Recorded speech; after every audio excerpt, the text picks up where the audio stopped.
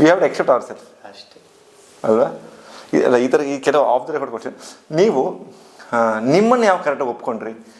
ಅಂದರೆ ನಾನು ರಂಗಣ್ಣ, ನಾನು ಇರೋದು ಹಿಂಗೆ, ನನ್ನ ಹಣೆ ಬರೋ ಇಷ್ಟು, ಇದು ನನ್ನ ಟ್ಯಾಲೆಂಟ್, ಇದು ನನ್ನ ವೀಕ್ನೆಸ್ಸು. ನನಗೆ ಜಾಸ್ತಿ ಬೇಕಾಗಲಿಲ್ಲ, ಒಂದು 3-4 ವರ್ಷ ಬೇಕಾಯಿತು. ನನಗೆ ಬುದ್ಧಿ ತಿಳಿದಾಗ ಒಂದು 16. ಯಾವಾಗ ಬುದ್ಧಿ ತಿಳಿತು ಅಂದರೆ, ಯಾಕೆ ತಿಳಿತು ಅಂತಂದರೆ ಹಂಗಸುವಿಕೆ. ನಾನು 16ನೇ ವಯಸ್ಸಿನ ತನಕ ಬೆಡ್ ವೇಟ್ ಮಾಡ್ಕೊಂಡು ಕೆಲಸ ರೆಕಾರ್ಡ್ ಆಗ್ತಿದೆಯಾ? ಈಗ ಫಸ್ಟ್ ಇದು ಮಾಡಬೇಡ, ಇದೆಲ್ಲನೇ ಬೇಕು ನಿಮ್ಮ ಜೊತೆ. ನಮಸ್ತೆ ಸ್ನೇಹಿತರೆ, welcome to major Kushan studios. ಇವತ್ತು ನಾನು ಮೈಸೂರಲ್ಲಿದ್ದೀನಿ. ವಿಶೇಷ ವ್ಯಕ್ತಿ, ಇನ್ಸ್ಪೈರಿಂಗ್ ಪರ್ಸನಾಲಿಟಿ ಅಂತಲೇ ಹೇಳ್ಬೋದು.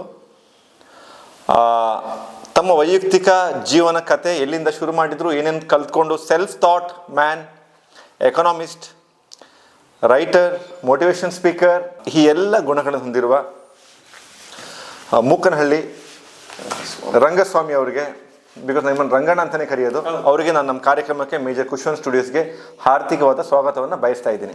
Thank you. ನಾನು ನಿಮ್ಮನ್ನ ಪ್ರೀತಿಯಿಂದ ಯಾವಾಗಲೂ ಡಾಕ್ಟರ್ ಸಾಬ್ ಅಂತೀನಿ. Welcome to the show. Thank you so much. So kind of you.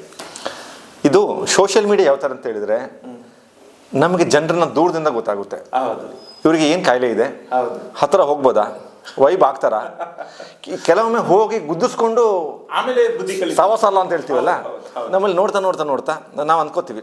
So there are lot of like minded people, positive people who become friends. ಖಂಡಿತ ನಾವು ಹಂಗೆ ಆಗಿರೋದಲ್ವಾ? ಸತ್ಯವಾದ ಮಾತು. ಫೇಸ್ಬುಕ್ಕು ಎಲ್ಲರೂ ತುಂಬ ಅದರ ಬಗ್ಗೆ ಕೆಟ್ಟದಾಗಿ ಮಾತಾಡ್ತಾರೆ, ಸೋಷಿಯಲ್ ಮೀಡಿಯಾ ಬಗ್ಗೆ.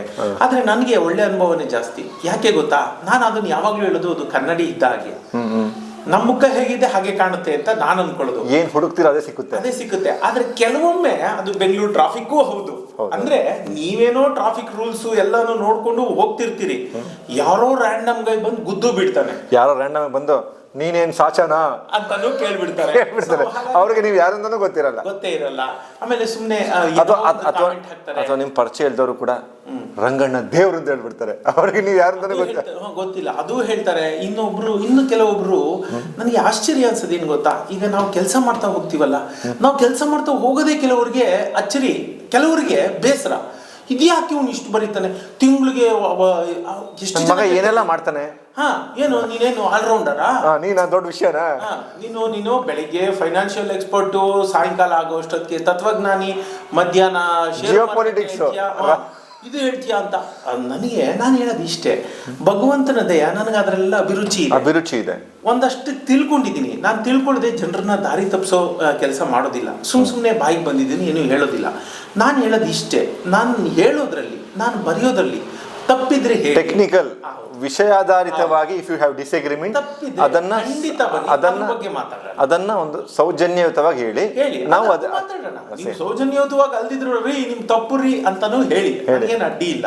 ಅವಾಗ ಕೂತ್ ಮಾತಾಡೋಣ, ಏನ್ ತಪ್ಪು ಏನ್ ಸರಿ ಎಂದು ಚರ್ಚೆ ಆಗ್ಲಿ, ಒಳ್ಳೆ ಚರ್ಚೆ ಆಗ್ಲಿ, ಅದು ತುಂಬಾ ಇಂಪಾರ್ಟೆಂಟ್. ಅದು ಬಿಟ್ಬಿಟ್ಟು ಏನಿದು ನಮಗ್ ಬರೆಯಕ್ಕೆ ಅಲ್ಲ, ನಮ್ಗೆ ಓದಕ್ಕೆ ಟೈಮ್ ಸಿಗ್ತಾ ಇಲ್ಲ, ಇವ್ನು ಇಷ್ಟೊಂದು ಬರೀತಾನೆ, ವರ್ಷಕ್ಕೆ 5 ಪುಸ್ತಕ ಬರೀತಾನೆ, ಬಾಯ್ಕಾಟ್ ಮಾಡಿ ಇವನ್ನ ಓದಲ್ಲ ನಾನು ಅಂತ ಅನ್ನೋ ಜನನು ನಾನು ನೋಡಿ. ಕೆಲವ್ರದ್ದು ಪ್ರೊಡಕ್ಟಿವಿಟಿ ಉಳಿದವ್ರಿಗೆ ತಲೆಬಿಸಿ ಆಗುತ್ತೆ ನೋಡಿ. ನಾನು ಹೇಳೋದು ಆಮೇಲೆ ಒಂದು ಭ್ರಮೆಲಿದ್ದಾರೆ ನಮ್ಮ ಜನ. ಏನಂತಂದ್ರೆ 3 ವರ್ಷ 4 ವರ್ಷ ತಗೊಂಡು ನಾನು ಇದನ್ನ ಈ ಕಾದಂಬರಿಯನ್ನು ಬರದೆ, ಈ ಕಥೆಗಳನ್ನು ಬರದೆ ಅಂತ ಹೇಳಿ ಯಾರಿಗಾಗಿ ಕೇಳಲ್ವ? ಅದು ಗೊತ್ತಿಲ್ಲ ನೋಡಿ. ಅದು ಆ ವ್ಯಕ್ತಿ ಅವ್ರ ಕಣ್ಣಿಗೆ ದೊಡ್ಡವನ ಕಾಣ್ತಾನೆ. ಯಾಕಂದ್ರೆ 3 ವರ್ಷದ ಟೈಮ್ ತಗೊಂಡು ಅವ್ನು 3 ವರ್ಷದಲ್ಲಿ 2 ವರ್ಷ 18 ವಾರನೋ 20 ವಾರನೋ ಸುಮ್ಮನೆ ಮಲಗಿರ್ತಾನೆ, ಸೋಂಬೇರಿತನದಲ್ಲಿ ಇರ್ತಾನೆ. ಅವನಿಗೂ ಅಷ್ಟೇ ಟೈಮ್ ಬೇಕಾಗೋದು ಬರೆಯೋದಕ್ಕೆ, ನನಗೂ ಅಷ್ಟೇ ಟೈಮ್ ಬೇಕಾಗೋದು. ನನಗೆ ಭಗವಂತ ಕರೆಸಿರೋ ಟೈಮ್ನ, ವೇಳೆನ ನಾನು ಸಶಕ್ತವಾಗಿ ನನ್ನ ಒಳಿತಿಗೆ, ಲೋಕ ಕಲ್ಯಾಣಕ್ಕೆ ಬಳಸ್ಕೊತಾ ಇದ್ದೀನಿ. ತಪ್ಪೇನು?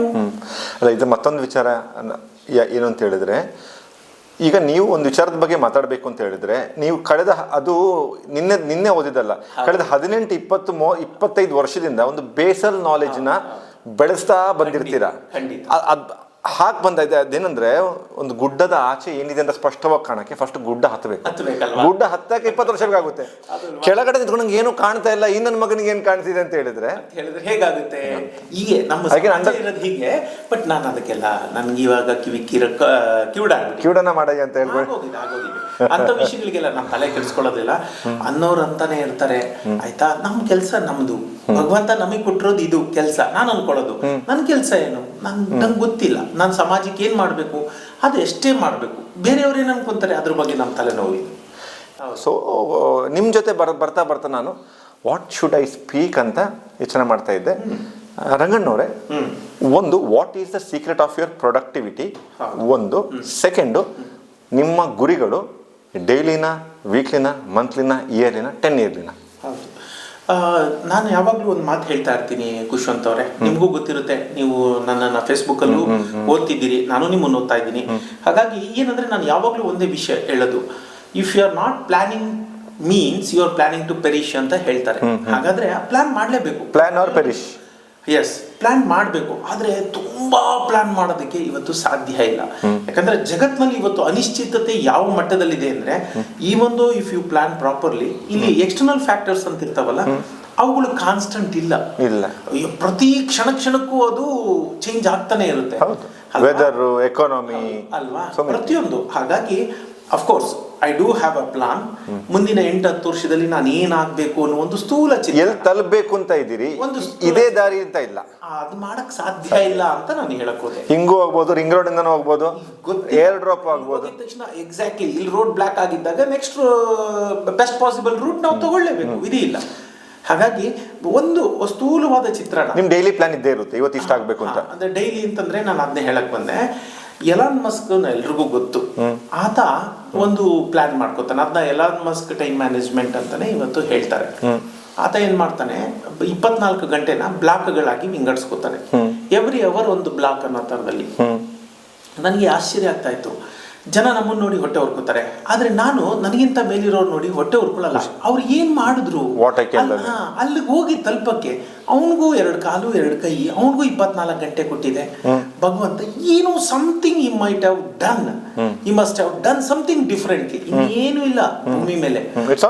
ಎಕ್ಸಾಕ್ಟ್ಲಿ, ಅವ್ನು ಏನೋ ಒಂಚೂರು ಡಿಫ್ರೆಂಟ್ ಆಗಿ ಮಾಡಿರ್ತಾನೆ. Some certain factors, a bit of luck ಎಲ್ಲ ಅವನಿಗೆ ಫೇವರ್ ಮಾಡಿರುತ್ತೆ. ಇದರ ಅರ್ಥ ನಾನೇನೋ ಎಲಾನ್ ಮಸ್ಕ್ ಆಗಬೇಕು ಅಂತ ಅಲ್ವೇ ಅಲ್ಲ. ನಾವು ಯಾರನ್ನೂ ಯಾರ ಜೊತೆಗೂ ಕಂಪೇರ್ ಮಾಡ್ಕೊಳ್ಳೋದು ಬೇಡ. But I just look at some personalities. ಯಾಕೆ ಇವ್ರು ಹೇಗಾದ್ರು, ಅವರಿಂದ what better version of Ranganna I can become. Yes, ಅಷ್ಟೇ. ನಾನು ಹೇಗೆ ಬದಲಾಗ್ಬೋದು ಅದನ್ನ ನಾನು ಯಾವಾಗ್ಲೂ ಹೇಳೋದು, ಸ್ವಕಲ್ಯಾಣ ಲೋಕ ಕಲ್ಯಾಣ. ನಾನು ಯಾವಾಗ್ಲೂ ಅದನ್ನ ಹೇಳ್ತೀನಿ. ನಾನು ಅದನ್ನ ನನ್ನ ವ್ಯಕ್ತಿ ನಿರ್ಮಾಣ, ಸಮಾಜ ನಿರ್ಮಾಣ, ಎಕ್ಸಾಕ್ಟ್ಲಿ ನನ್ನ ಒಳಿತಿಗೆ ಹೇಗೆ ಬಳಸ್ಕೊಳ್ಳಿ, ಅದರಿಂದ ನಾನು how can I contribute something to the society, ಇಷ್ಟೇ ನಾನು ಯೋಚನೆ ಮಾಡೋದು. ಆತ ಅದನ್ನ ಬ್ಲಾಕ್ಗಳಾಗಿ ಇದು ಮಾಡ್ತಾನೆ. ಫಸ್ಟ್ ಮೇಜರ್ ಬ್ಲಾಕು 8 ಗಂಟೆ ಆಯ್ತಾ, ಅದು ಒಂದು ಕೆಲಸ 8 ಗಂಟೆ. ಇನ್ ಮಿಕ್ಕಿದ್ದು ಒಂದು ಸೋಷಿಯಲ್ ಲೈಫು, ಅದು ಇದು. ಇನ್ನೊಂದು 8 ಗಂಟೆ ಮಲಗೋದು. ಅಂದ್ರೆ ಸ್ಥೂಲವಾಗಿ ಹೇಳ್ಬೇಕು ಅಂದ್ರೆ 16 ಗಂಟೆ ಅಷ್ಟೇ ನಮ್ದು.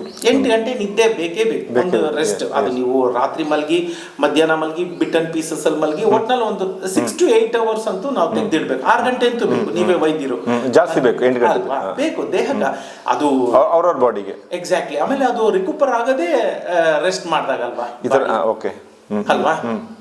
ಸೊ ಹಾಗಾಗಿ ಆ 8-16 ಗಂಟೆ, ಆ 8 ಗಂಟೆನ ನಾವು ಕೆಲಸಕ್ಕೆ ಅಂತ ನಾವು ಮೀಸಲಿಟ್ಟಿರ್ತೀವಿ ಆಯ್ತಾ. ಇನ್ ಮಿಕ್ಕಿದ್ದನ್ನ ಸೋಷಿಯಲ್ ಲೈಫ್, ಊಟ ತಿಂಡಿ, ಸ್ನಾನ, ಕುಟುಂಬದ ಜೊತೆ ಬದುಕು, ಟ್ರಾವೆಲಿಂಗು, ಮತ್ತೊಂದು, ಅದು ಹೋಯ್ತು ಅಂತ ಇಟ್ಕೊಳ್ಳಿ. ನಾನು ಹೀಗೆ ಇದನ್ನ 3 ವಿಭಾಗ ಮಾಡ್ತೀನಿ.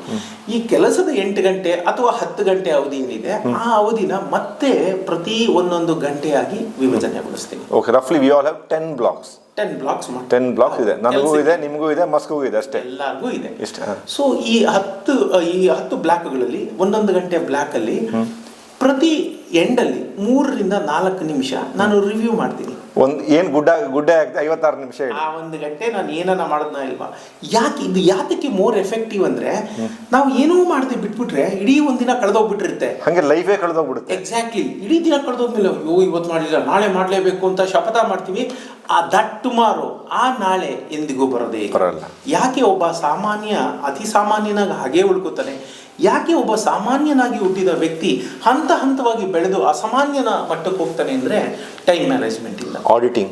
So you mean we are auditing. ನಾವು 6 ತಿಂಗಳಲ್ಲಿ ಆಡಿಟ್, ಕೆಲವರು 6 ತಿಂಗಳು ಆಡಿಟ್ ಮಾಡ್ತಾರೆ, 1 ವರ್ಷ ಆಡಿಟ್ ಮಾಡ್ತಾರೆ. Musk is auditing himself every hour. ಅದನ್ನ ಈಗ ನಾನು ಕಳೆದ 7-8 ವರ್ಷದಿಂದ ಇದನ್ನ ಮಾಡ್ತಿದ್ದೀರಾ? ನಾನು ಮಾಡ್ತಾ ಇದ್ದೀನಿ. ನಾನು ಭಾರತಕ್ಕೆ ಬಂದು ಮೇಜರ್ ಕ್ವಶನ್ ಸ್ಟುಡಿಯೋಸ್ ಫಾಲೋವರ್ಸ್ ಇದ್ರಲ್ಲಿ ಸ್ವಲ್ಪ ಜನರಾದ್ರೂ ಮಾಡ್ರೋ, ನಾನು ಶುರು ಮಾಡ್ತೀನಿ ಇವಾಗಿಂದ. ಏನೋ ಆರ್ಲಿ ಆಡಿಟಿಂಗು. ನೋಡಿ, ನಾನು ಇದನ್ನ ಸ್ವತುತ್ತೂರಿಗೆ ಅಂತ ಹೇಳ್ಕೊತಾ ಇಲ್ಲ, ನಿಮ್ಗೆ ಗೊತ್ತಿದೆ. ನಾನು ಭಾರತಕ್ಕೆ ಬಂದು 9 ವರ್ಷ ಆಯ್ತು.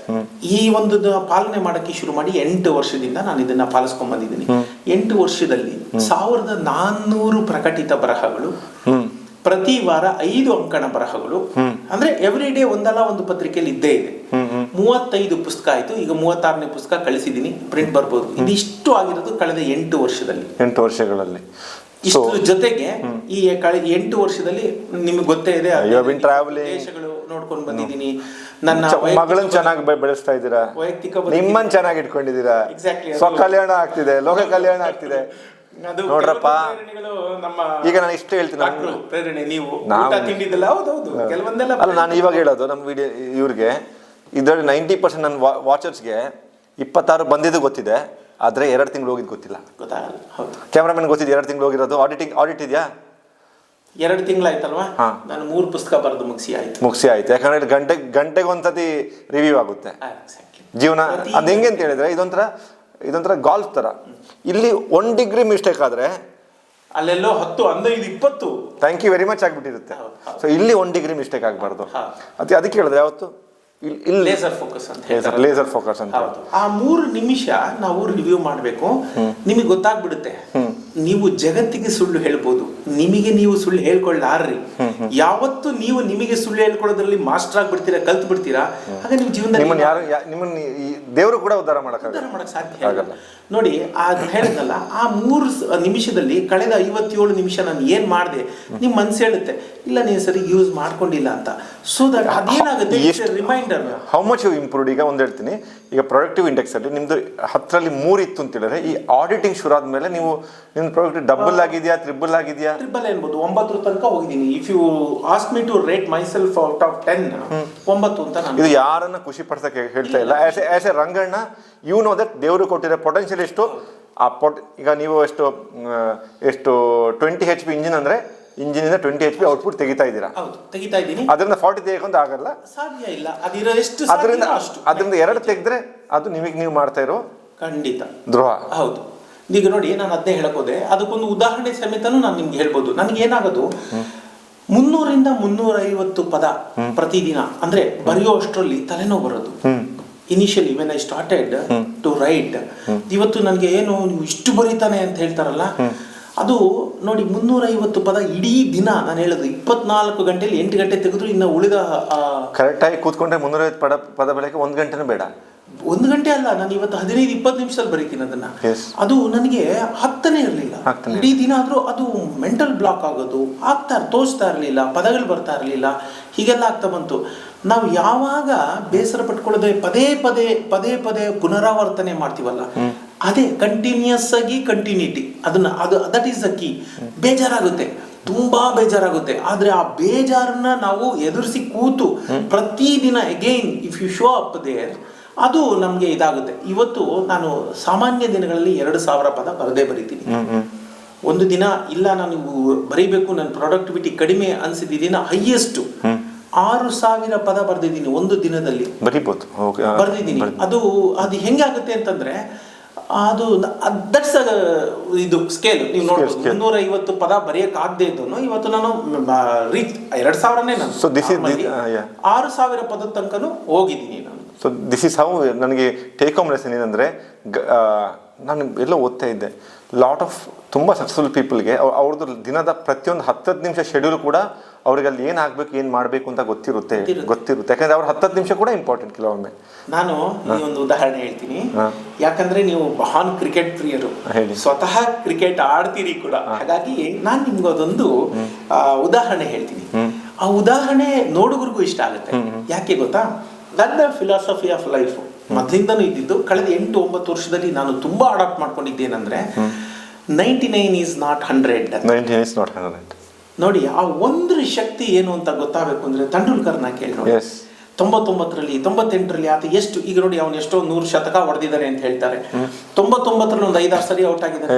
ಅದೆಲ್ಲ ಲೆಕ್ಕ ಹಾಕಿದ್ರೆ 100 ಸೆಂಚುರಿ ಮಾಡಕ್ಕೆ ಆಲ್ಮೋಸ್ಟ್ 1 ವರ್ಷ ಕಷ್ಟ ಆಯ್ತು. ನಾನು ಅದನ್ನೇ ಹೇಳೋದು, 99ಕ್ಕೆ ಬೆಲೆ ತಂದು ಕೊಡೋದು ಆ ಕೊನೆಯ ಒಂದು ರನ್. ಆ 99 ಹೊಡೆದ್ಬಿಟ್ಟು ಆತ ಶತಕ ಆಯ್ತು ಅಂತ ಬ್ಯಾಟ್ ಬೀಸಕ್ ಸಾಧ್ಯನೇ ಇಲ್ಲ. ಆ ಒಂದು ರನ್ನಿನ ಮಹಿಮೆ ಅದು. ಇದು ರನ್ ವಿಷಯ ಬಂತು, ಹಣದ ವಿಷಯನೂ ಹಾಗೆ.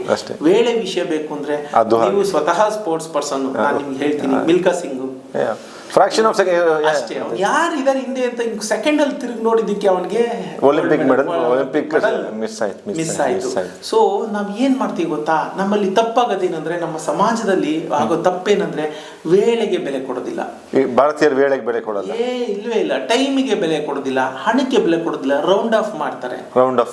ನಾನು ರೌಂಡ್ ಆಫ್ ಮಾಡಲ್ಲ ಸರ್. ನಾನು ಎಲ್ಲೇ ಹೋಗ್ಲಿ ₹1 ನನಗೆ ಬರೋದಿದ್ರೆ ನಾನು ತಗೊಂಡ್ ಬರ್ತೀನಿ, ಕೊಡೋದಿದ್ರೆ ಕೊಟ್ಟು ಬರ್ತೀನಿ. ಅದು ಜುಗ್ಗತನ ಅಲ್ಲ, ಡಿಸಿಪ್ಲಿನ್. ಎಕ್ಸಾಕ್ಟ್ಲಿ. ಎಷ್ಟು ಸರ್ತಿ ಏನ್ ಗೊತ್ತಾ, ಎಷ್ಟು ಚೀಪ್ ಆಗಿ ಇಲ್ಲ ನೆಕ್ಸ್ಟ್ ಟೈಮ್ ಇಸ್ಕೊಳ್ಳಿ. ರಂಗಣ್ಣ ಕೋಟ್ಯಾಧಿಪತಿ, Ranganna ₹10 is not ₹10. It is your financial discipline. ₹99 ನೀವು ₹100 ಅಂತ ಕರೆಯಕ್ ಆಗಲ್ಲ ಸರ್. ಆ ₹1 ಸೇರಿದ್ರೆ ಅದು ₹100 ಅನ್ನಿಸ್ಕೊಳ್ಳೋದು. ಸೊ ಹಾಗೆ ಅದು ವೇಳೆಗೆ ನಾನು ಯಾವಾಗ್ಲೂ ಹೇಳ್ತೀನಿ, ಯಾರು ವೇಳೆನ ಹಣವನ್ನ ರೌಂಡ್ ಆಫ್ ಮಾಡ್ತಾರೆ, ಬದುಕು ಅವ್ರನ್ನ ರೌಂಡ್ ಆಫ್ ಮಾಡ್ತಾರೆ. ವಾಟ್ ಅ ಬ್ಯೂಟಿಫುಲ್ ಸೇಯಿಂಗ್ ಇದು. ಇದು ಬೆಳಿಗ್ಗೆ ಹೇಳಿದ್ದಾರೆ ನಿಮ್ದು ಇದರಲ್ಲಿ ಯಾವ ಥರೊಮ್ಮೆ? ಹೇಳಿಲ್ಲ, ನಾಳೆ ಹೇಳಿ, ಚೆನ್ನಾಗಿರುತ್ತೆ. ನನಗೆ ಹೇಳಿದ್ನಲ್ಲ, ಸ್ಪಾಂಟೇನಿಟಿ. ನೀವು ಕೂತ್ಕೊಂಡ್ರಿ, ಕೇಳಿದ್ರಿ, ಅದು ಬರ್ತಾ ಇದೆ, ಹೇಳ್ತಾ ಇದ್ದೀನಿ. Second, Ranganna, lot of times I feel ಭಾರತೀಯರು, we people like me and you, we are conditioned by your society and circle sometimes in a wrong way. ಖಂಡಿತ ಸತ್ಯ. ನಾನು ಮೊನ್ನೆ ನಾನು ಏನಂತ ಹೇಳ್ತಿದ್ದೆ ಗೊತ್ತಾ, ನಾನು ಈ ಥರ ಚರ್ಚೆ ಮಾಡ್ತಾ ಇದ್ದೆ. ಯುರೋಪಿಯನ್ಸ್ ಇರ್ಬೋದು, ಅಮೆರಿಕನ್ಸ್ ಇರ್ಬೋದು, compared to Indians are equally intelligent. Indians are probably more hardworking, more intelligent also. ಅದನ್ನ ಔಟ್ ಆಫ್ ಹ್ಯೂಮಿಲಿಟಿ ನಾವು ಹೇಳ್ತಾ ಇಲ್ಲ. ಲೆಟ್ಸ್ ಸೇ ಬಟ್ ಭಗವಂತ ದೇವರಿಂದ 69 ದೇಶ ಆಯ್ತು. Common sense is little bit more compared to all other. ನಮ್ಮ ದೇಶದ ಕಲೆಕ್ಟಿವ್ ಪ್ರಜ್ಞೆ ಬಹಳ ಸ್ಟ್ರಾಂಗ್ ಇದೆ. We can amount it to Hinduism or Indian civilisation, whatever it is. ನಾನು ಹೇಳೋದು ಕೆಲವೊಮ್ಮೆ ಅನ್ಸುತ್ತಲ್ಲ, ನಮ್ಮಲ್ಲಿ ಸೊ ಅದರ ವಿದೇಶಿಯರು they are able to come out with so many intervention everything, because ಅವರಿಗೆ ಸಾಮಾಜಿಕ ಪ್ರೆಷರ್ ಇಲ್ಲ, ಸೋಷಿಯಲ್ ಕಂಡೀಷನಿಂಗ್ ಇಲ್ಲ. ಪಕ್ಕದ ಮನೆ ರಿಲೇಟಿವ್ಸ್ ಏನ್ ಅನ್ಕೋತಾರೆ, ಇವ್ರೇನ್ ಅನ್ಕೊಂತಾರೆ. ನಮ್ಗೆ ಅದೆಲ್ಲ ಇಂಪಾರ್ಟೆಂಟ್ ಅಲ್ಲ ಅಂತ ಗೊತ್ತಾಗೋದಕ್ಕೆ 40 ವರ್ಷ ಆಗಿರುತ್ತೆ. ಅಟ್ ಲೀಸ್ಟ್ ಫಸ್ಟ್ 40 ವರ್ಷ lot of Indians have to play to the gallery. ಸಮಾಜದ ಚೌಕಟ್ಟುಗಳು ಟಿಕ್ ಹಾಕ್ಬೇಕು. ಸ್ವಂತ ಬೆಂಗಳೂರಲ್ಲಿ ಸ್ವಂತ ಮನೆ ಇಲ್ಲದೆ ಮದುವೆ ಆಗಂಗಿಲ್ಲಪ್ಪ, ಯಾವ ನನ್ನ ಮಗ ಹೇಳಿದ್ದು? ಇದು ಇಂಡಿಯನ್ ಬಿಲೀಫ್ ಅಲ್ಲ. ಈ ಬಿಲೀಫ್ ಯಾಕೆ ಹೇಳ್ತೀನಿ ಅಂತ ಹೇಳಿದ್ರೆ, ಈ ಬಿಲೀಫು ನಾಟ್ ಇಂಪಾರ್ಟೆಂಟ್ ನನಗೆ ಅರ್ಥ ಆಗಿ ಐ ಟುಕ್ ಟೈಮ್. ನಿಮ್ದು ಇಂಡಿಯನ್ ಬಿಲೀಫು ಮತ್ತು ಇದ್ರ ಜೊತೆ ಗುದ್ದಾಟ ಹಿಂಗಿತ್ತು. When did Ranganna become sorted? ಯಾವ್ದು ಇಂಪಾರ್ಟೆಂಟ್, ಅದು ಇಂಪಾರ್ಟೆಂಟ್ ಅಲ್ಲ ಅಂತ ಹೇಳಿ. ನೋಡಿ, ಇದು ತುಂಬಾ ಖುಷಿ ಆಯ್ತು, ಯಾಕಂದ್ರೆ ನನಗೆ ಈ ತರ ಪ್ರಶ್ನೆಗಳು ಯಾರು ಕೇಳೇ ಇರಲಿಲ್ಲ. I am really happy to answer this. ನೋಡಿ, ನನಗೆ ಏನಾಯ್ತು ಅಂತಂದ್ರೆ, ನಾನು ಚಿಕ್ಕಂದಿಂದ ತುಂಬಾ ದಪ್ಪ ಇದ್ದಂಥವ್ನು, ತುಂಬ ಅಂದರೆ ತುಂಬಾನೇ. ನಾನು ಸೆಕೆಂಡ್ PUC ಅಲ್ಲ 10ನೇ ಕ್ಲಾಸ್ ಅಷ್ಟೊತ್ತಿಗೆ ನಾನು 95-98 kg ಎಲ್ಲ ಇದ್ದಂತಹ ವ್ಯಕ್ತಿ. 16ನೇ ವಯಸ್ಸಿನ ತನಕ ಬೆಡ್ ವೇಟ್ ಮಾಡ್ತಾ ಇದ್ದೆ. ಎಲ್ಲ ಸಾಮಾನ್ಯವಾಗಿದ್ದವ್ರಿಗೆ ನಮ್ಮ ಸಮಾಜ ಯಾವ ರೀತಿ ಟ್ರೀಟ್ಮೆಂಟ್ ಕೊಡುತ್ತೆ ಅಂತ ನಿಮ್ಗೆ ಗೊತ್ತು. ನಾನು ನೋಡ್ಲಿಕ್ಕೆ ಒರಿಜಿನಲ್ ಕಲರ್, ಸೌತ್ ಇಂಡಿಯನ್. ನಮ್ಮ ಸಮಾಜ ತುಂಬಾ ಟ್ಯಾಲೆಂಟೆಡ್ ಇದ್ರೆ, ತುಂಬಾ ಚೆನ್ನಾಗಿ ಹಾಡೋ ಇದ್ರೆ, ಚೆನ್ನಾಗಿ ಹಾಡೋದು ಅಂತ ಹೇಳಲ್ಲ, ಅವ್ನು ಕುಳ್ಳ ಜನ ಹೇಳ್ತಾರೆ. ಯಾಕಂದ್ರೆ Indians want to criticise others, ಹೊಗಳಕ್ ಕಷ್ಟ ಅವರು. ನೋಡಿ, ಆ ತರದ್ರಲ್ಲಿ ನಾನು ಕರಿಯ ದಪ್ಪ ಇದ್ರಿ, ಸಾಲದಕ್ಕೆ ಬೆಡ್ ವೇಟ್ ಮಾಡ್ಕೋತೀನಿ. ನಿಮಗೆ ತುಪ್ಪಿರ್ಬೋದಲ್ಲ ಸೀರಿಯಲ್. ನನ್ನ ಹೆಸರು ಹಿಡಿದು ಯಾರು ಕರ್ದೇ ಇಲ್ಲ ಒಂದಷ್ಟು ವರ್ಷ. ಪ್ರಥಮ ಒಂದು 16 ವರ್ಷಗಳ ಕಾಲ ಎಲ್ಲರೂ ಹೀಗೆ ಅಡ್ಡ ಹೆಸರಲ್ಲೇ, ದಡಿಯಾ ಅಂತನೋ ಇಲ್ಲ ಕರಿಯಾ ಅಂತನೋ ಇಲ್ಲ ಉಚ್ಚಪುರ್ಕ ಅಂತನೋ, ಹೀಗೆ ಅಡ್ಡ ಹೆಸರಲ್ಲಿ ಕರೆದಿದ್ದೆ. ಖುಷಿ, ಇಂಡಿಯನ್ಸ್ ಖುಷಿ. ಇನ್ನೊಬ್ಬರನ್ನ ಹೇಳೋದಂದ್ರೆ ಅವರು ನೋಡ್ಕೋಬೇಕು, ನಾವಿನ್ನೇನು ಐಶ್ವರ್ಯ ರಾಯ ಅಲ್ಲ, ನಾವಿನ್ನೇನು ಭಗತ್ ಸಿಂಗ್ ಆಗ್ಬಿಟ್ಟಿದೀವ, ನಮ್ದೇನು ಕೊಡುಗೆ ನೋಡಲ್ಲ. ಅದೇನಂತಂದ್ರೆ ಐ ಡೋಂಟ್ ನೋ ಯಾಕೆ ಅಂತ ಸಮಾಜ ಇವತ್ತಿಗೂ ಇನ್ನೂ ಬದಲಾಗಿಲ್ಲ. Indians are like that. Foreign ಅಲ್ಲಿ, ಬೇರೆ ದೇಶಗಳಲ್ಲಿ at least in front of you they don't say. They are more civilised in that sense. ಹೌದು, ಮುಖದಲ್ಲಂತೂ ಹೇಳಲ್ಲ. ಅಟ್ಲೀಸ್ಟ್ ನೀವು ಹೇಗೆ ಇರಲಿ ನಿಮ್ಮನ್ನ ಹಾಗೆ ಅಕ್ಸೆಪ್ಟ್ ಮಾಡ್ತಾರೆ. ಹಿಂದೆ ಯಾರೋ ತೀರಾ ಕ್ಲೋಸ್ 2-3 ಜನ ಸೇರಿದಾಗ ಗಾಸಿಪ್ ಮಾಡ್ತಾರೆ, ಗಾಸಿಪ್ ಮಾಡ್ತಾರೆ. ಅವನೇನು ಅಷ್ಟಪ್ಪ ಇದ್ದಾನೆ, ಅವನೇನು ಹಂಗಾಗ್ಬಿಟ್ಟಿದ್ದಾನೆ, ಈಸ್ ನಾಟ್ ಮೈಂಟೈನಿಂಗ್ ಅಂತೆಲ್ಲ ಮಾತಾಡ್ತಾರೆ. ಬಟ್ ನಿಮ್ಮ ಎದುರುಗಡೆ ಏನೇ ಆಗ್ಲಿ, ನೀವು ಹೇಗೆ ಇರಲಿ ನಿಮ್ಮ ಮನಸ್ಸನ್ನು ನೋಯಿಸುವಂತ ಕೆಲಸ ಮಾಡಿ ನಾವು ಅವ್ರಿಗೆ ದ್ವೇಷಿಸ್ತೀವಿ ಹೇಳ್ತೀವಲ್ಲ ರೇಷಿಸ್ಟ್ ಅಂತ, ಈ ಬಣ್ಣ ಈ ವಿಚಾರದಲ್ಲಿ ವಿ ಆರ್ ಮೋಸ್ಟ್ ರೇಷಿಸ್ಟ್ ಪೀಪಲ್. ನಮ್ಮ ದೇಶದಲ್ಲಿ ಸ್ವಲ್ಪ ಬಿಳಿ ಇರೋರು ಬಿಳಿ ಅನ್ಕೊಂತಾರೆ, ಅವ್ರಿಗೆ ಹೋಗಿ UK ಯಾರು ಕರಿ ಅಂತ ಹೇಳಿದ್ರೆ ಅವರು ಅರ್ಥ ಆಯ್ತಲ್ಲ. Indians have more this kind of, ಇಲ್ಲಿ ಈ ತರದೆಲ್ಲ ಜಾಸ್ತಿ. ನಮ್ಮ ಸಮಾಜ ಹಂಗಿರೋದಾ? ನಮ್ಮ ಸಮಾಜ ಇರೋದೇ ಹಾಗೆ ಬೈ ಅಂಡ್ ಲಾರ್ಜ್. ಸೊ ನನಗೆ ನಾ ಹೇಳಿದ್ನ ನಾರ್ಮಲ್ ಆಗಿರೋರಿಗೆ ಹಾಗೆ ಅಂದ್ರೆ ನನಗೆ ಇನ್ನು ಹೇಗಾಗಿರ್ಬೇಕಾಗಿದೆ. ಹಾಗಾಗಿ ಅದನ್ನೆಲ್ಲ ನನಗೊಂಥರ ಇಮ್ಯುನಿಟಿ ಬೆಳೀತಾ ಹೋಯ್ತು. ಇಲ್ಲ ಇದು ಹೀಗೆ ಹೇಳ್ತಾರೆ, ಹೇಳೋರು ಹೇಳ್ಕೊಳ್ಳಿ ಅಂತ. ಸೊ 19-20 ಅಷ್ಟೊತ್ತಿಗೆ ನನಗೆ ಗೊತ್ತಾಗ್ಬಿಡ್ತು, ಇದು ಜನ ಹೇಳ್ತಾನೆ ಇರ್ತಾರೆ. ಆ 4 ಜನ ಇದಾರಲ್ಲ ಅವ್ರ ಕೆಲ್ಸನೇ ಮಾತಾಡೋದು, ಅವ್ರು ಇನ್ನೇನು ಅಲ್ಲ. ನೀವು if you become ultra rich, ಅವ್ರು ಯಾರ್ದೋ ತಲೆ ಹೊಡೆದು ಮಾಡ್ದ ಅಂತ ಹೇಳ್ತಾರೆ. ನೀವು if you stay like that only, ಅಂದ್ರೆ ನೀವು ಶ್ರೀಮಂತ ಆಗಿಲ್ಲ, ಆರ್ಥಿಕವಾಗಿ ಮೇಲ್ಮಟ್ಟಕ್ಕೆ ಹೋಗ್ಲಿಲ್ಲ ಹಾಗೆ ಅಂದ್ರೆ ಏನೋ ಯಾರೆಲ್ಲ ಹೋಗ್ಬಿಟ್ರು, ಈ ನನ್ನ ಮಗನ್ಗೆ ಏನೂ ಆಗ್ಲಿಲ್ಲ, ಇನ್ನೂ ಇಲ್ಲೇ ಇದ್ದಾನೆ, ಸೋಮಾರಿ ಇರ್ಬೇಡ, ಏನೂ ಆಗ್ಲಿಲ್ಲ, ಅವ್ನ ಹಣೆ ಬರನೇ ಸರಿ ಇಲ್ಲ ಅಂತ. So if you do well they curse you, if you don't do well ಆಗ್ಲೂ ನಿಮ್ಮನ್ನ ಬೈತಾರೆ. ಒಂದ್ ಕತೆ ಇದೆಯಲ್ಲ, ಒಂದು ಕತೆನ ಅಪ್ಪ ಮಗ ಅಮ್ಮ 3 ಜನ ಕರ್ಕೊಂಡು ಹೋಗ್ತಾ ಇರ್ತಾರೆ ಆಯ್ತಾ. ಅದ್ರಲ್ಲಿ ಏನೋ ನೀವು ಹುಚ್ಚರ ಕತ್ತೆ ಇಟ್ಕೊಂಡು 3 ಜನ ನಡ್ಕೊಂಡು ಹೋಗ್ತಾ ಇದ್ದೀರಾ, ಅದ್ರ ಮೇಲೆ ಕೂತ್ಕೊಂಡು ಹೋಗೋದಲ್ವಾ ಅಂತಾರೆ. 3 ಜನ ಕೂತಾಗ ಮಾನವೀಯತೆ ಅಲ್ವಾ, ಬಡ ಪ್ರಾಣಿ ಅದ್ರ ಮೇಲೆ 3 ಜನ ಕೂತಿದ್ದೀರಾ ಅಂತ. ಸೊ ಮಗನ್ ನಿಲ್ಲಿಸ್ಬಿಟ್ಟು ಅಪ್ಪ ಅಮ್ಮ ಹೋಗ್ತಿರ್ತಾರೆ, ಆ ಚಿಕ್ಕ ಮಗನ್ನ ನಡೆಸ್ಕೊಂಡು ಹೋಗ್ತೀರಾ ಅಂತ ಹೇಳ್ತಾರೆ. ಹೀಗೆ ಕೊನೆಗೆ ಏನಾಗುತ್ತೆ ಅಂದ್ರೆ ಅವ್ರು ಬೇಸತ್ತು ಆ ಕತ್ತೆನ ತಗೊಂಡೋಗಿ ನದಿಲಿ ತಳ್ಳಿ ಹೋಗ್ಬಿಡ್ತಾರೆ ಅಂತ ಕತೆ ಎಂಡಾಗುತ್ತೆ. ಇದು ಇವತ್ತಿಗೂ ಸತ್ಯ. ನೀವೇನೇ ಮಾಡಿ ಖುಷಿ ಅಂತವ್ರೆ, ಅದು ಏನೋ ಒಂದು ಹೇಳುತ್ತೆ. ಅವ್ರು ಮಾತಾಡ್ತಾರೆ, ಅವ್ರು ಮಾತಾಡೋದೇ ಅವ್ರ ಕೆಲಸ. ನಾನು ಇಲ್ಲಿ ಒಂದು ಅಂಶ ಸೇರಿಸಿ ನಿಲ್ಲಿಸ್ತೀನಿ, ನೀವು ಮುಂದಿನ ಪ್ರಶ್ನೆ ಕೇಳ್ಬೋದು. ಏನಂತಂದ್ರೆ, ಮಾತಾಡೋರು ಚರಿತ್ರೆಯಲ್ಲಿ ಹೆಸರು ದಾಖಲಾಗೋದಿಲ್ಲ. ಯಾರೋ ಒಬ್ಬ ಅಗಸ ಅಂತ ದಾಖಲ ಐತೆ ಹೊತ್ತು, ಅಗಸ ಯಾವ ಅಗಸ, ಅವನ ಹೆಸರೇನು ಅಂತ ಗೊತ್ತಿಲ್ಲ. ರಾಮ ಸೀತೆ ಶಾಶ್ವತವಾಗಿ ಉಳ್ಕೊಂಡ್ರು, ಬಿಕಾಸ್ ಅವ್ರು ಏನೋ ಮಾಡ್ತಾ ಇದ್ದಾರೆ. ಚರಿತ್ರೆ ಯಾವತ್ತೂ ಅಷ್ಟೇ, ಈ ನೀವೆದ್ರು ಬಿದ್ರು ಕಷ್ಟಪಟ್ಟರು ಏನಾದ್ರೂ ಮಾಡಿದವ್ರನ್ನ ಮಾತ್ರ ನೆನಪಲ್ಲಿ ಇಟ್ಕೊಳ್ಳುತ್ತೆ. ಪಕ್ಕದಲ್ಲಿ ಕೂತ್ಕೊಂಡು ಆಡ್ಕೊಂಡು ನಗ್ತಾರಲ್ಲ ಅವ್ರನ್ನ ಯಾರು ನೆನ್ಪಿಟ್ಕೊಳ್ಳಲ್ಲ. ನಮ್ಗೆ ಬಹಳ ಈಸಿ, ಸೌರವ್ ಗಂಗೂಲಿ ಲೆಫ್ಟ್ ಅಲ್ಲಿ ಹೊಡಿಬೇಕಾಯ್ತು, ಹಾಫ್ ಕಟ್ ಹೊಡಿಬೇಕಾಗಿತ್ತು, ಸ್ಟ್ರೈಟ್ 6 ಹೊಡಿಬೇಕಾಯ್ತು, ಚೂರು ಟಿಪ್ ಮಾಡ್ಬಿಟ್ಟಿದ್ರೆ ಕೀಪರ್ ಮೇಲಿಂದ ಹೋಗಿ 6 ಹೋಗ್ಬಿಡೋದು ಮಾತಾಡಕ್ಕೆ. ಅಲ್ಲಿ ಆ ಶೋಯಿಬ್ ಅಖ್ತರ್ರು 150ರಲ್ಲೋ 160ರಲ್ಲೋ ಅವನಿಗೆ ಗೊತ್ತು ಬಾಲ್ ಕಾಣ್ತಾ ಇದೆ. ಅದೇ ನಾವು ಅಲ್ಲಿ ಹೋಗಿ ಆ ಬಾಲ್ನ ಎದುರಿಸೋ ಶಕ್ತಿ ನಮ್ಗಿದ್ಯಾ, ಕ್ಷಮತೆ ನಮ್ಗಿದ್ಯಾ? ಅದ್ ನಮ್ಗೆ ಯಾವ್ದು ಇಲ್ಲ. ಆದ್ರೆ ನಾವು ತೆಂಡೂಲ್ಕರ್ ಬಗ್ಗೆನೋ ಗಂಗೂಲಿ ಬಗ್ಗೆನೋ ಅಥವಾ ಕೊಹ್ಲಿ ಬಗ್ಗೆನೋ ಮಾತಾಡ್ತೀವಿ. ನಮ್ಗೆ ಏನ್ ಹಕ್ಕಿದೆ? ಅವರು ಸಾಧನೆ ಮಾಡಿದ್ರಲ್ಲಿ 1,000 ಬೇಡ, 1,00,000 ಭಾಗದಲ್ಲಿ, ಲಕ್ಷದಲ್ಲಿ 1 ಭಾಗ ನಾವು ಅಲ್ಲಿ ಫಸ್ಟ್ ಟೀಮಿಗೆ ಸೆಲೆಕ್ಟೇ ಆಗಲ್ವಲ್ಲ. ಹಿಂದೆ ಮಾಡದೇ ಇಲ್ಲ ಬಂತು ಸರ್. ಇದು ನೀವು ಹೇಳಿದ್ರಲ್ಲ, ಅದು I think the famous saying told by Churchill ಅನ್ಸುತ್ತೆ. ಇದು second world war famous. It is not the man who speaks count ಅಂತ. It is not the man who, it is the man behind. ಯಾರೋ ಫ್ಯಾಕ್ಟ್ರಿಲಿ grind ಮಾಡ್ತಾ ಇದ್ದಾನೆ, ಯಾರು gun ಹಿಡ್ಕೊಂಡಿದ್ದಾನೆ ಅವನ್ matter ಆಗೋದು ಹೇಳೋದು. ನಾನು ಸೆಕೆಂಡ್ ವರ್ಲ್ಡ್ ವಾರ್ ಟೈಮಲ್ಲಿ ಇದು ಭಾಳ ಏನೋ ದ ಮ್ಯಾನ್ ಹೂ ಕೌಂಟ್ಸ್ ಅಂತ ಭಾಳ ಫೇಮಸ್ ಸೇಯಿಂಗ್ ಇದು. ಪುನಃ ಈ ವಿಚಾರಕ್ಕೆ ಬರ್ತೀನಿ. ಯು ಆರ್ ಹ್ಯುಮಿಲೇಷನ್ ಆಯಿತು ಅಂದರೆ, ಈಗ ಕೆಲವ್ರಿಗೆ ಏನು ಗೊತ್ತಾ, ಸೊಸೈಟಿ ಹಾಡಿ ಹೊಗಳ್ತಾ ಇದ್ರೆ ಸೊಸೈಟಿ ಅಂದ್ರೆ ಏನಂತ ಗೊತ್ತಾಗ ಭಾಳ ಲೇಟ್ ಆಗುತ್ತೆ. ಸೊ ನೀವು ಆ ರೀತಿಲಿ ಭಾಗ್ಯವಂತರು. ಟೀನೇಜರ್ಲೇ ನಿಮಗೆ ತಕ್ಷಣ ಮುಖ ಕಂಡ್ಬಿಡ್ತು, ಇದೇ ಕಣೋ ಸಮಾಜ, ಇದೇ ಕಣೋ ಜೀವನ, ಇದೇ ನಮ್ಮ ಜನರು ಅಂತೇಳಿ ನೀವು 20 ವರ್ಷಕ್ಕೆ ಅರ್ಥ ಮಾಡ್ಕೊಂಡಿದ್ದ ಕಾರಣ ನೀವು ಗ್ಯಾಲರಿನ ಪ್ಲೀಸ್ ಮಾಡೋಕೆ ಆಡೋದನ್ನು ಬಿಟ್ಟು ಒಂದು ಹಂತದಲ್ಲಿ ನನ್ನ ಬದುಕನ್ನು ಹೆಂಗೆ ಕಟ್ಕೋಬೇಕು ಅಂತೇಳಿ ಕ್ಲಾರಿಟಿ ಬೇಗ ಬಂತು. So that time you understood yourself. ನೀವಂದ್ರೇನು, ರಂಗಣ್ಣ ಅಂದ್ರೆ ಅಂತ ಅದು ಹಂತ ಅಂತ ಹೇಳ್ಬೋದು, ಅದೊಂದು ಆರಂಭಿಕ ಹಂತ. ಅದಾದ್ಮೇಲೆ ನಾನು ಅದು ಹೇಳಿದ್ನಲ್ಲ, ಮತ್ತೆ ನಾನು ಕನ್ನಡ ಮೀಡಿಯಂ ಅಲ್ಲಿ ಓದ್ತಾ ಇದ್ದಿದ್ದು. ಅಲ್ಲಿ ತನಕ ನೀವು ಆರ್ಥಿಕವಾಗಿ ಕಷ್ಟದಿಂದಾನೇ ಬಂದಿರೋದು. ತುಂಬಾ ಕಷ್ಟ, ಒಂದೊತ್ಕಾದ್ರೂ ಒಂದೊತ್ಕು ಇಲ್ಲ ಅನ್ನೋ ತರನೇ ಅದು ಮೋಸ್ಟ್ ಆಫ್ ದ ಟೈಮ್. ಅಂದ್ರೆ ಆ ಕಾಲಘಟ್ಟದಲ್ಲಿ ತುಂಬಾ ಜನಕ್ಕೆ ಹಾಗೆ ಇತ್ತು. ಆಗ ಇನ್ನು ಜಾಗತೀಕರಣ ಆಗಿರ್ಲಿಲ್ಲ, ಪ್ರೈವೇಟ್ ಸೆಕ್ಟರ್ ಅಲ್ಲಿ ದುಡ್ಡು ಇರ್ಲಿಲ್ಲ. ಎಲ್ಲರೂ ಹ್ಯಾಂಡ್ ಟು ಮೌತೆ. ಈ ಅನ್ಲೆಸ್ ಇವರ big land owner or something big, ನಿಮಗೆ ಅಥವಾ ಗೌರ್ಮೆಂಟ್ ಅಧಿಕಾರಿಗಳು ಅಂತವರು ಸ್ವಲ್ಪ ವೆಲ್ ಆಫ್ ಆಗಿದ್ರು ಬಿಟ್ರೆ ಸಾಮಾನ್ಯ ಜನದ್ದು ಜೀವನಗಳೆಲ್ಲ ಹಾಗೆ ಇತ್ತು.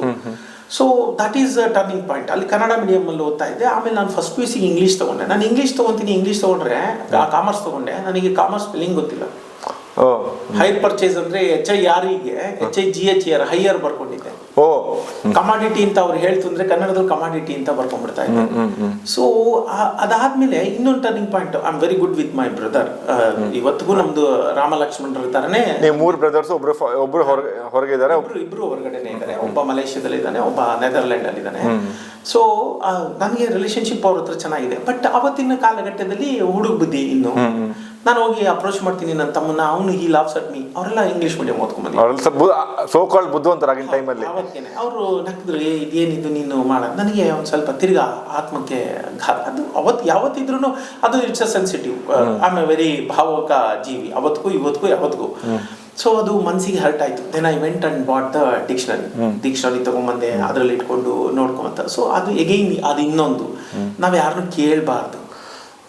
ಕೇಳಿದ್ರೆ ಇನ್ನೇನು ಪ್ರಯೋಜನ ಇಲ್ಲ. ಸೆಲ್ಫ್ ಸ್ಟಡಿ, ಅದು ನಮಗೆ ನಾವೇ ದಾರಿದೀಪ ಅನ್ನೋದು. ನಮಗೆ ನಾವೇ ದಾರಿದೀಪ. ಅವತ್ತಿರ್ಗ ಅರ್ಥ ಆಯ್ತು, ಯಾವ ಗುರುವು, ಯಾವ ದೇವರು, ಯಾವೊಬ್ಬರು, ಯಾವ ಸ್ವಾಮೀಜಿ ಅಂತ ಹೇಳ್ಬಿಡಿ, ಯಾರು ಬಂದು ನಮ್ಮ ಉದ್ಧಾರ ಮಾಡಲ್ಲ. ನಮಗೆ ಬೇಕಾದ ಬದುಕು ನಾವೇ ಕಟ್ಕೋಬೇಕು. ನಮಗೆ ಇಷ್ಟ ಆಗ್ತಿಲ್ಲ ಇವತ್ತು ನಾವಿರೋ ಪರಿಸ್ಥಿತಿ ಅಂತಂದ್ರೆ ಬೇರೆ ಪರಿಸ್ಥಿತಿಗೆ ನಾವೇ ಶಿಫ್ಟ್ ಆಗಬೇಕು. ನಾವೇ ಎದ್ದು ನಡ್ಕೊಂಡು ಆ ಉತ್ತಮ ಸ್ಥಿತಿಗೆ ಹೋಗ್ಬೇಕೇ ಹೊರತು ಬೇರೆ ಯಾರು, ಜಗತ್ತಿನ ಯಾವ ಶಕ್ತಿಯೂ ನಮ್ಗೆ ಹೆಲ್ಪ್ ಮಾಡೋದಿಲ್ಲ. ಏಕೈಕ ವ್ಯಕ್ತಿ ಜಗತ್ನಲ್ಲಿ ಯಾರಾದ್ರೂ ಆ ಥರದಿದ್ರೆ ಕನ್ನಡಿ ಮುಂದೆ ಕರೆಕ್ಟ್ ಆಗಿ ನೋಡ್ಕೊಳ್ಳಿ, ನಮ್ಮನ್ನ ಮಾತ್ರನೇ ನಿಮಗೆ ಸಹಾಯ ಮಾಡೋದು. ನೀನ್ ಯಾವ ವ್ಯಕ್ತಿಯೋ ಯಾವ ಭಗವಂತ. ಈಗ ತುಂಬಾ ಚೆನ್ನಾಗಿ ಹೇಳಿದ್ರಿ. ನಿಮಗೆ ನಮ್ಮನ್ನ ಉದ್ಧಾರ ಮಾಡಿಕೊಳ್ಳೋ ಶಕ್ತಿಯನ್ನ ಕೂಡ ದೇವರು ನಮ್ಮೊಳಗನೆ ಕೊಟ್ಟಿದ್ದಾನೆ ಅಂತ ಯಾವಾಗ ಗೊತ್ತಾಯ್ತು? ಅದು ಆವಾಗ ಗೊತ್ತಿರ್ಲಿಕ್ಕಿಲ್ಲ ಆ ಟೈಮ್. ಗೊತ್ತಿಲ್ಲ. ಅದೇ ಯಾವಾಗ ಗೊತ್ತಾಯ್ತು? ಅದು ಯಾವಾಗ ಗೊತ್ತಾಯ್ತು ಅಂತಂದ್ರೆ, ನಾನು ಫಸ್ಟ್ ಇಯರ್ ಡಿಗ್ರಿಲಿ ಇದ್ದೆ. ಒಂದ್ ನಿಮಿಷ, ಹೆಂಗಿದೆ ಬ್ಯಾಟಿಂಗು? ಎಷ್ಟು ಸ್ಮೂತ್ ಆಗಿ ಬರ್ತಿದೆ, ಕವರ್ ಡ್ರೈವ್, ಆನ್ ಡ್ರೈವ್ ಎಲ್ಲ ಹೇಳಿಲ್ವ ಅಲ್ಲಿ? ಹೇಳಿ. ನಾನು ಫಸ್ಟ್ ಇಯರ್ ಬಿಕಾಮ್ ಅಲ್ಲಿ ಇದ್ದೆ. ಫಸ್ಟ್ ಇಯರ್ ಬಿಕಾಮ್ ಅಲ್ಲಿ ಇದ್ದಾಗ ನನಗೆ ಗಣಿತ, ಲೆಕ್ಕ ಅಂದ್ರೆ ಸ್ವಲ್ಪ ದುಃಖ. ಅವತ್ತಿಗೂ ಇವತ್ತಿಗೂ ಎಲ್ಲ. ಇವಾಗ ನಾನು ಏನು ಇಷ್ಟೆಲ್ಲ ಬರೀ ಹಣದ ಬಗ್ಗೆ ಮಾತಾಡ್ತಾನೆ, ಲೆಕ್ಕಾಚಾರನೆ ಮಾತಾಡ್ತಾನೆ ಅಂತ ಅನ್ಕೋತಾರೆ ಜನ. ಬಟ್ ನನಗೆ ಲೆಕ್ಕದ್ದು ಸ್ವಲ್ಪ, ನಾನು ಭಾವುಕ ಜೀವಿ. ನಾನು ಒಳಗಡೆಯಿಂದ I am telling it's a very good combination ಅಲ್ಲ. ಸೈನ್ಸ್ ಓದಿರೋ ಭಾವುಕ ಜೀವಿ can bring out a science to common people. ನಿಮ್ಮಲ್ಲಿ ಭಾವುಕ ಜೀವಿ ಮತ್ತೆ ಬರವಣಿಗೆ ಇಲ್ಲ ಅಂದ್ರೆ ನಿಮ್ದು ಎಕನಾಮಿಕ್ ಸ್ಕಿಲ್ ಗೊತ್ತಾಗ್ತಿರ್ಲಿಲ್ಲ. ಅಲ್ಲ, ಚೆನ್ನಾಗಿರ್ತಿತ್ತು.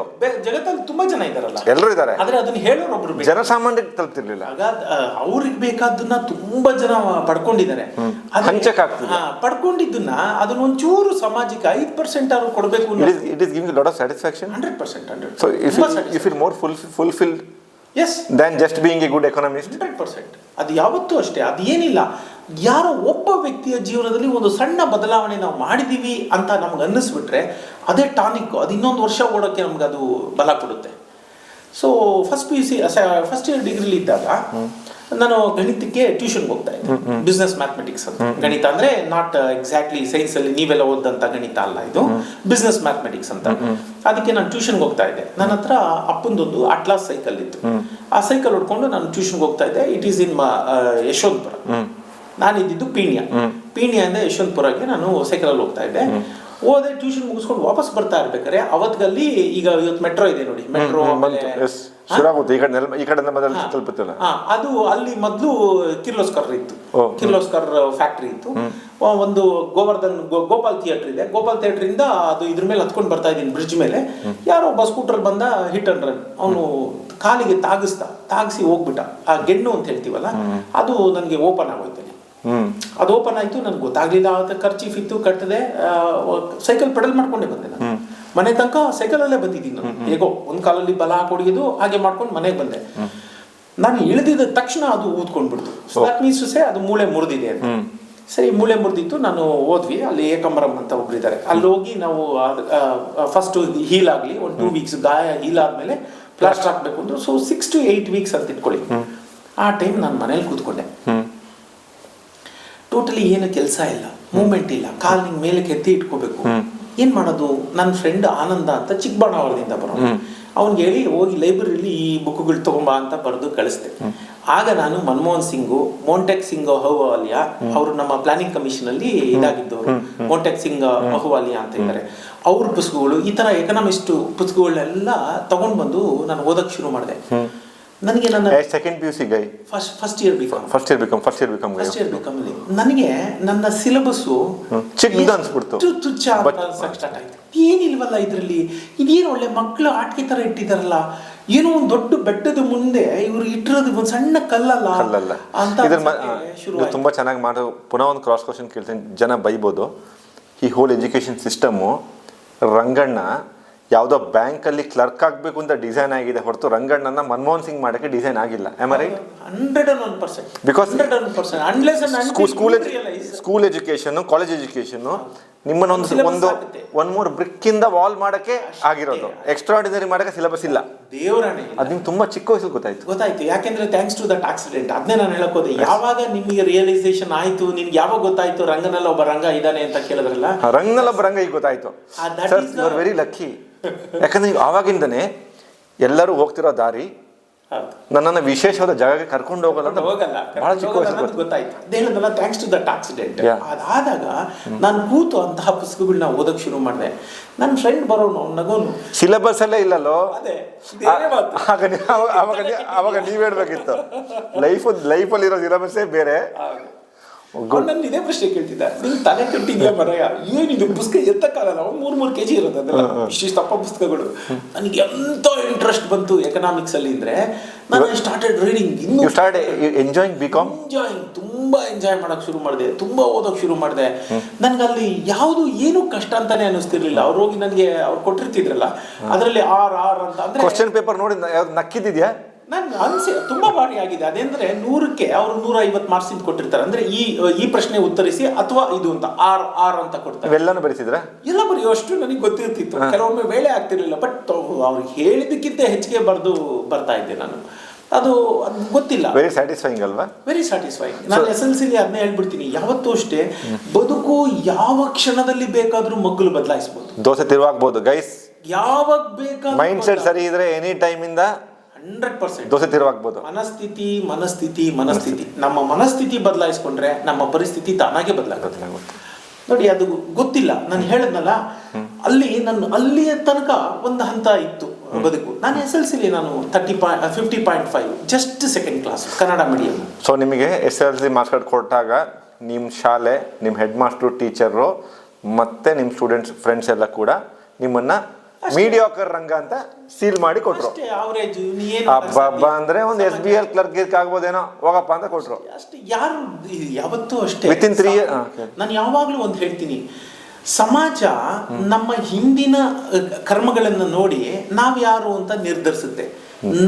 ನಾವು ಮುಂದೇನು ಮಾಡಬಲ್ಲೆವು ಅನ್ನೋದ್ರ ಅರಿವಿದ್ರೆ ನಮ್ಮನ್ನ ನಾವ್ ಯಾರು ಅಂತ ನಿರ್ಧರಿಸ, ನಾವು ರೇಟ್ ಮಾಡ್ಕೋತೀವಿ. We rate ourselves by what we can do. Yes. Others rate by what we have done. ಅಷ್ಟೇ ಸಮಾಜದ ಕೆಲಸ ಅಷ್ಟೇ. ನೀವು ಗೆದ್ರೆ ಜೈಕಾರ ಆಗುತ್ತೆ, ಸೋತ್ರೆ ಅದು ಗೊತ್ತು ಮಾಮೂಲಿ, ಅದು ತುಳಿಯೋದು, ಹೀನಾಯವಾದ ಮಾತುಗಳು ಮಾಡುತ್ತೆ. ಈ ಒಟ್ಟಾರೆ ಇಷ್ಟೆಲ್ಲ ಮಾಡೋ ಸಮಾಜವಾಗಿ ನಾನೇನ್ ಮಾಡಿದೆ, ಇಂಡಿವಿಜುವಲ್ ಆಗಿ ನಾನೇನ್ ಮಾಡಿದೆ ಅಂತ ಅದು ಪ್ರಶ್ನೆನೇ ಮಾಡ್ಕೊಳ್ಳಲ್ಲ.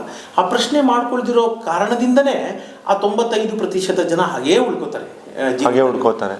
ಅದು ಕೂಡ ನ್ಯಾಚುರಲ್ ಸೆಲೆಕ್ಷನ್ ಅನ್ಸುತ್ತಲ್ಲ. ನೀವು ಜಗತ್ತಿನ ಎಲ್ಲ ಕಡೆ ನೋಡ್ಕೊಂಡ್ಬನ್ನಿ, it is the same. It's not only in India, it's normal. It is ಎಲ್ಲ ಕಡೆ ಹೋಗಿ, ಇಟ್ ಇಸ್ ನೇಚರ್. ನಾನು ಅದಕ್ಕೆ ಹೇಳ್ತೀನಿ, ನೀವು ಬದುಕನ್ನ, ಒಂದು ಉತ್ತಮವಾದ ಬದುಕನ್ನ ಕಟ್ಕೋಬೇಕಂದ್ರೆ ಹೆಣಕ್ ಬೇಕಾಗಿಲ್ಲ, ತಿಣಕ್ ಬೇಕಾಗಿಲ್ಲ. ಪ್ರಥಮ 15% ಇದ್ರೆ ಸಾಕು. ನೀವು ಟಾಟಾನೋ, ಬಿರ್ಲಾನೋ, ಅಂಬಾನಿನೋ, ಅದಾನಿನೋ ಆಗುವ ಅವಶ್ಯಕತೆ ಕೂಡ ಇಲ್ಲ. ಫಸ್ಟ್ 15% ಅಲ್ಲಿ ನೀವು ಬಂದ್ಬಿಟ್ರೆ, ಈಗ ಪ್ರಥಮ 15% ಬಹಳ ಇಷ್ಟ. ಯಾಕಂದ್ರೆ ಕೆಲವೊಮ್ಮೆ ನಿಮ್ ಕ್ವಶನ್ ನಮ್ಮ ಆನ್ಸರ್ ಬರುತ್ತೆ.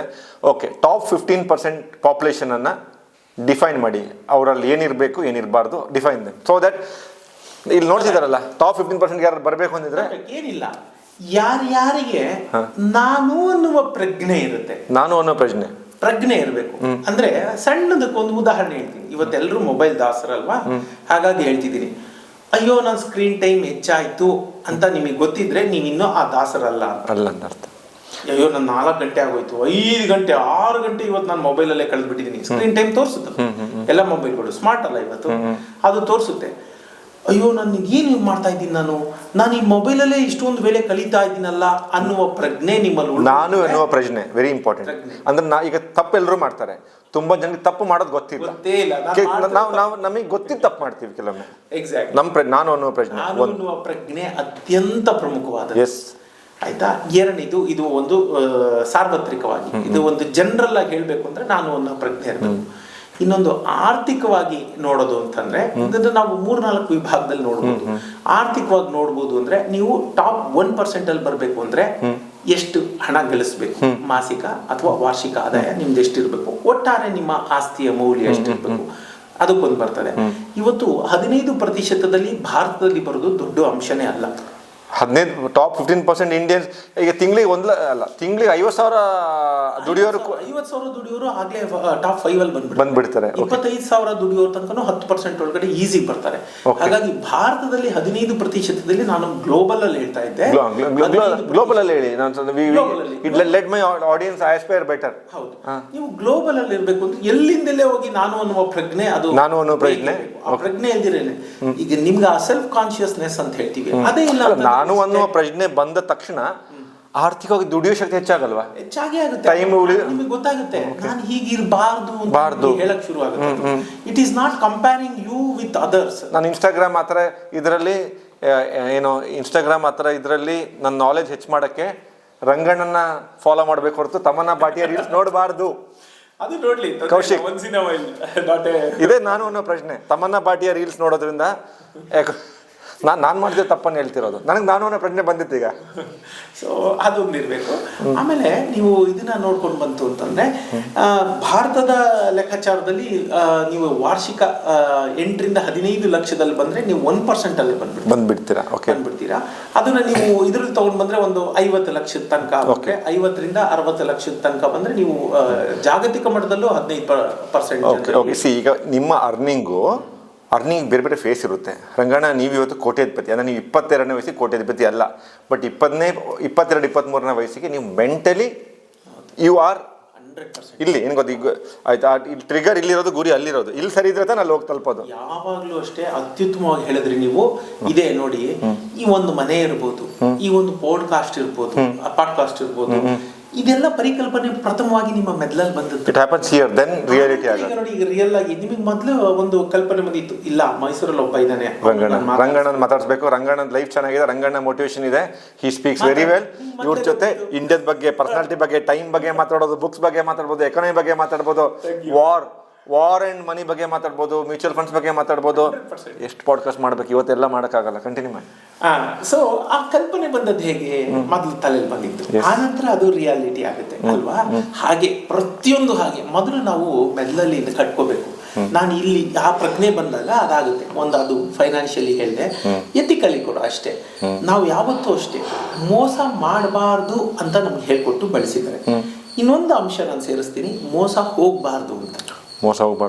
ನಾವು ನಮ್ಮ ಇಂಡಿಯನ್ ಮೆಂಟಾಲಿಟಿನ ಯಾರು ನಮ್ಮಮ್ಮ ಮಾಡಬೇಡ ಅಂತ, ಮೋಸ ಹೋಗ್ಬೇಡ ಅಂತ ನಮ್ಮ ಇವತ್ತವ್ರಿಗೆ ಹೇಳಲ್ಲ ಅವರು. ಯಾಕಂದ್ರೆ ನೀವು ಮೋಸ ಮಾಡಬೇಡ ಅಂತ ಹೇಳ್ತಾರೆ, ನೀವು ಮಾಡಲ್ಲ. ಯಾಕಂದ್ರೆ ಒಳ್ಳೆ ವ್ಯಕ್ತಿ, ಒಳ್ಳೆಯ ಸಂಸ್ಕಾರ ಹೇಳಿದ್ದಾರೆ, ಕಲ್ಸ್ಕೊಟ್ಟಿದ್ದಾರೆ, ನೀವು ಮಾಡ್ತೀರಿ. ಆದ್ರೆ ನಾವು ತಕ್ಷಣ ಇನ್ನೊಬ್ಬರನ್ನ ನಂಬಿಡ್ತೀವಿ, ಟ್ರಸ್ಟ್ ಮಾಡ್ತೀವಿ. ಇದರ ಅರ್ಥ ನಂಬಾರ್ದು ಅಂತಲ್ಲ, ಎಳೆದು ತೂಗಿ ಮಾಡಬೇಕಾದಂಥದ್ದು. ಇವತ್ತು ಸಮಾಜ ಬೇರೆ ತರ ಸಮಾಜ ಇದೆ, 5 ಬೆರಳೇ ಒಂದು ಸಮ ಇಲ್ಲ. ಹಾಗಾಗಿ ಸಮಾಜದಲ್ಲಿ ಯಾವ ರೀತಿ ಜನ ಇದ್ದಾರೆ ನಮ್ಗೆ ಗೊತ್ತಿಲ್ಲ. Unless and until you have some faith, ಅವ್ರನ್ನ ಒಂದಷ್ಟು ದಿನಗಳ ಕಾಲ ನೋಡದ ಹೊರತು ಯಾವುದು ಅಷ್ಟೇ ತಕ್ಷಣಕ್ಕೆ ನೀವು ನಂಬೋದು, ವ್ಯವಹಾರದಲ್ಲಿ ಅವ್ರ ಜೊತೆ ಹೋಗೋದು, ಇದು ಮಾಡಬಾರ್ದು. ಅದೌದು, ಅದನ್ನು ಮಾಡ್ಕೊಂಡು ಹೋಗ್ಬೇಕು. ಹೀಗೆ ಒಂದಷ್ಟು ನೀವು ನೋಡ್ಕೋತಾ ಹೋದ್ರೆ ಸಣ್ಣ ಪುಟ್ಟದಷ್ಟೇ, ಇದು ಮೋಸ ಹೋಗ್ಬೇಡಿ, ಮೋಸ ಮಾಡಬೇಡಿ ಆಯ್ತಲ್ಲ. ಹಾಗೆ ಸಮಾಜಕ್ಕೆ ನಾವು ಮಾಡುವ ಕಾರ್ಯಗಳಿಂದ ಏನು ಲಾಭ ಆಗ್ತದೆ, ಏನು ತೊಂದರೆ ಆಗ್ತಾ ಇಲ್ಲ. What I can give. ಈಗ ಫಾರ್ ಎಕ್ಸಾಂಪಲ್ ನಾನು ಮೊನ್ನೆ ಅವ್ರ ಜೊತೆ ಹೇಳ್ತಾ ಇದ್ದೆ, ಇದು ಭಾಳ ಇಂಟ್ರೆಸ್ಟಿಂಗ್ ಸ್ಟೋರಿ ಇದೆ. ಏನ್ IIT ಗೈ ಹೂಸ್ ಇನ್ ಎನ್ವಿರಾನ್ಮೆಂಟ್ ಸೈನ್ಸ್ ಅವ್ರು ಬಂದಿದ್ದ. So I was telling him, ಈಗ ಅವ್ನು ಎನ್ವಿರಾನ್ಮೆಂಟ್ ಸೈನ್ಸ್ ಓದ್ತಾ ಇರೋದು, what product he can come out so that it benefits lakhs of Indians. It will make him automatically rich ಅಂತ. ಯಾವತ್ತೂ ಅಷ್ಟೇ ನಾವು ಸಮಸ್ಯೆಗಳಿಗೆ ಪರಿಹಾರ ಕೊಡೋದನ್ನ ನೋಡ್ಬೇಕೇ ಹೊರತು ನಾವೇ ಏನೋ ಪದಾರ್ಥ ಹುಟ್ಟಾಕೋದ್ರಿಂದ ನೀವು ರಿಚ್ ಆಗೋಕ್ಕೆ ಸಾಧ್ಯ ಇಲ್ಲ. ಸಮಸ್ಯೆಗಳ ಪರಿಹಾರ ನೀವು ಕೊಡ್ತಿದ್ದು ತುಂಬಾ ಜನ ಸಮಸ್ಯೆಗೆ ಪರಿಹಾರ ಕೊಟ್ಟರು ತುಂಬಾ ದುಡ್ಡು ಮಾಡ್ತಾರೆ. ಎಕ್ಸಾಕ್ಟ್ಲಿ. ಸಮಾಜದಲ್ಲಿ ಏನ್ ನೀಡ್ ಇದೆ, ಯಾವ ಸಮಸ್ಯೆಯಿಂದ ಸಮಾಜ ಬಳಲ್ತಿದೆ, ಆ ಸಮಸ್ಯೆಗೆ ನಾನು ಯಾವ ರೂಪದ ಪರಿಹಾರ ಕೊಡಬಲ್ಲೆ, either it is in the way of service or a product ಕೊಡೋದ್ರಿಂದ ಅದು ಆಗುತ್ತೆ ಅಂತ. ನಾನು ಈ 8 ವರ್ಷದ ಕೆಳಗಡೆ ಯಾರಿಗೂ ಗೊತ್ತೇ ಇಲ್ಲ. ಈಗ ಒಂದ್ ತಕ್ಕ ಮಟ್ಟಿಗೆ ಜನಕ್ಕೆ ಗೊತ್ತಿದೆ. ಯಾಕೆ ಗೊತ್ತಿದೆ? ಯಾಕೆಂದ್ರೆ ಏನಿಲ್ಲ, ಸಮಾಜದಲ್ಲಿ ಆ ಗ್ಯಾಪ್ ಇದೆ, ಲರ್ನಿಂಗ್ ಗ್ಯಾಪ್ ಇದೆ. ಸಮಾಜದಲ್ಲಿ ಎಕಾನಮಿಕ್ ಬಗ್ಗೆ, ಹಣಕಾಸಿನ ಬಗ್ಗೆ ಸಾಕ್ಷರತೆ ಇಲ್ಲ, ಲರ್ನಿಂಗ್ ಗ್ಯಾಪ್ ಇದೆ. ಆ ಲರ್ನಿಂಗ್ ಗ್ಯಾಪ್ ನ I am trying to fill it ಅಷ್ಟೇ. ರಂಗಣ್ಣ, ನಂಗೆ ಬಹಳ ಇಷ್ಟ ಆದ ವಿಚಾರ ಅಂದ್ರೆ, ನಾನು ಕೆಲವೊಮ್ಮೆ ನನ್ನ ಲೈಫ್ ನಾನು